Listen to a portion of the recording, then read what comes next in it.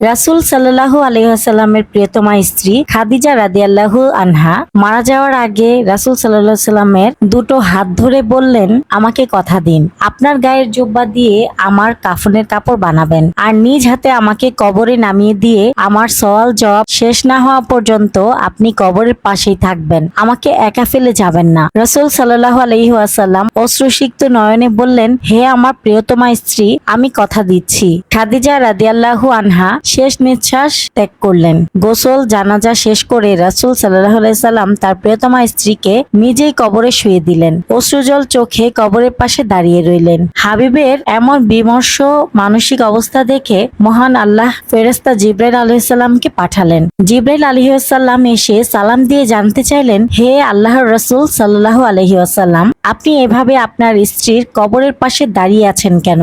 রাসূল সাল্লাল্লাহু আলাইহি ওয়াসাল্লাম বললেন, হে জিবরাইল, আমি প্রিয়তমা স্ত্রীকে কথা দিয়েছি, তার সওয়াল জবাব শেষ না হওয়া পর্যন্ত আমি এখান থেকে নড়ব না। জিবরাইল আলাইহিস সালাম বললেন, হে আল্লাহর রাসূল সাল্লাল্লাহু আলাইহি ওয়াসাল্লাম, আপনি জেনে রাখুন, আল্লাহ তাআলা ঘোষণা করেছেন, খাদিজা রাদিয়াল্লাহু আনহাকে করা মুনকার নাকিরের সওয়াল জবাব আল্লাহ আরশে আজিম থেকে নিজেই দিয়ে দিবেন।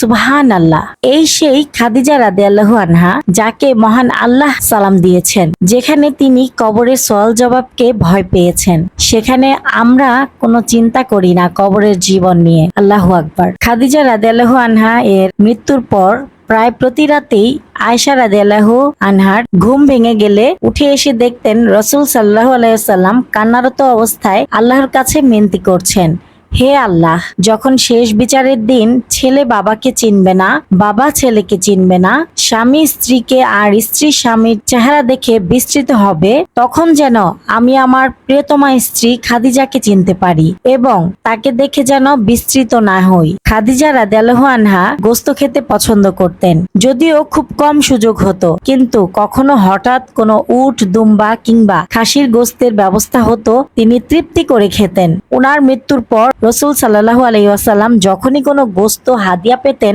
কিংবা কোনোদিন হঠাৎ কোনো পশু জবাই হতো, তখন রাসূল সাল্লাল্লাহু আলাইহি ওয়াসাল্লাম খুব যত্নে এক ভাগ মাংস সরিয়ে রাখতেন। সেটা একটা পোটলায় ভরে মদিনার রাস্তায় চোখ মুছতে মুছতে হাঁটতেন। প্রিয়তমা খাদিজা রাদিয়াল্লাহু আনহা এর কোনো পুরনো বান্ধবীর দেখা পান কিনা সেই আশায় কোনো বান্ধবীকে দেখলে সেই গোস্তের পোটলাটা দিতেন। আমার নবী সাল্লাল্লাহু আলাইহি ওয়াসাল্লাম ছিলেন উত্তম চরিত্রের অধিকারী।